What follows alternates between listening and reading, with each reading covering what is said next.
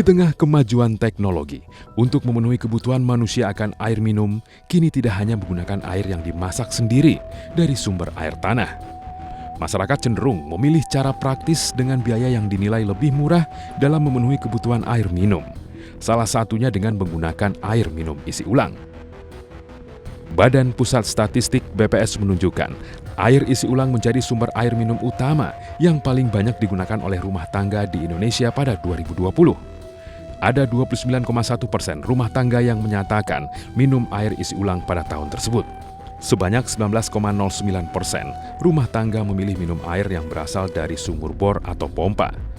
Kemudian ada 14,35% rumah tangga yang minum air dari sumur terlindung. Ada 10,23% rumah tangga yang minum dari air kemasan bermerek pada 2020. Sedangkan sebanyak 9,87% rumah tangga meminum air yang berasal dari air ledeng. Sayangnya, ancaman kesehatan masyarakat bukan hanya berasal dari sumber air yang tercemar, tapi juga dari paparan BPA pada kemasan air minum isi ulang, baik produk air isi ulang rumahan maupun air isi ulang produksi industri. BPA atau bisphenol A merupakan zat kimia yang telah digunakan secara luas sejak tahun 1950-an sebagai unsur pembuatan plastik polikarbonat. Bahan tersebut umum ditemukan sebagai kemasan makanan dan minuman, terutama kemasan air minum dalam galon.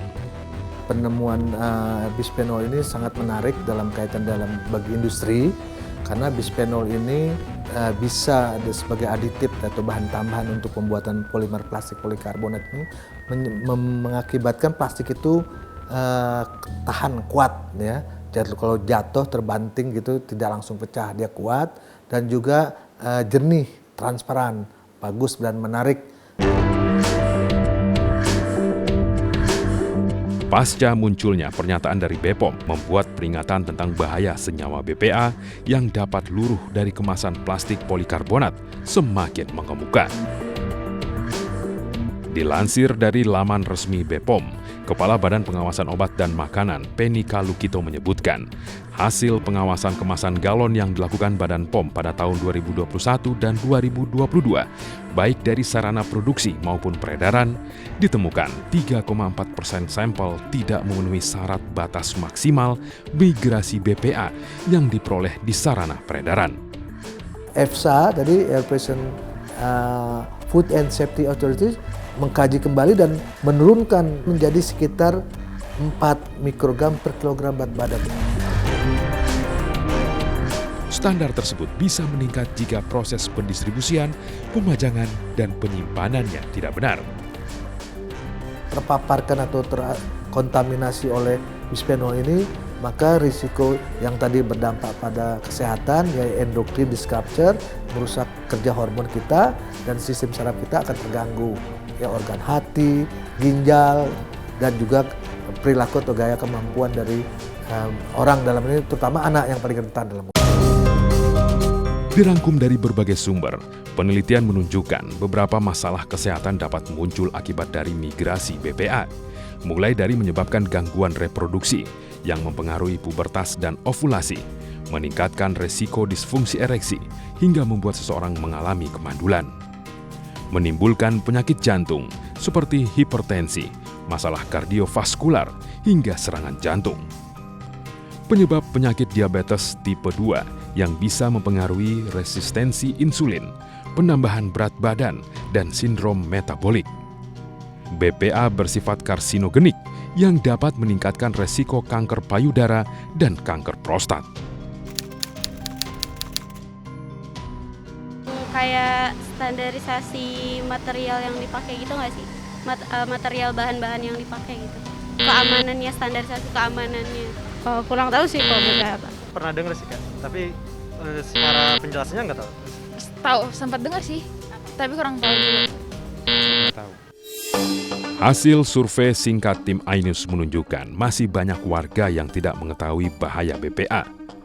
Presi, yang sehari-hari menggunakan air minum isi ulang untuk konsumsinya, mengaku tidak mengetahui secara detail bahaya bisphenol A.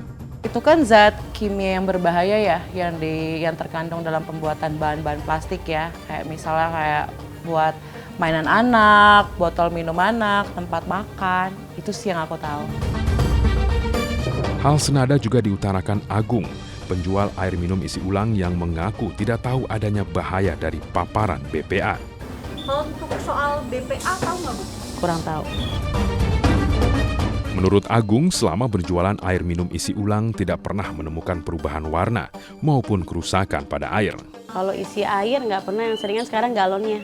Galonnya sering pecah. Palingan dalam perjalanan kadang suka dia bentrok-bentrokan atau ada polisi tidur. Jadi kadang suka galon antara galon pecah. Tapi bisa diretur kok, dibalikin ke agennya lagi. Masih banyaknya masyarakat yang belum mengerti mengenai BPA, menjadi tanggung jawab BPOM untuk bisa melakukan pengawasan dan perbaikan sistem, terutama pada proses pasca produksi hingga produk sampai di tangan konsumen. Kalau menurut hemat kami, memang ini wewenangnya BPOM ya, karena BPOM kan hanya diberi mandat untuk mengawasi produk pangan olahan yang dikemas dan memiliki umur simpan di atas 7 hari. Jadi boleh dikatakanlah yang dikemas oleh perusahaan manufacturing atau pabrik gitu. Di situ areanya Badan POM.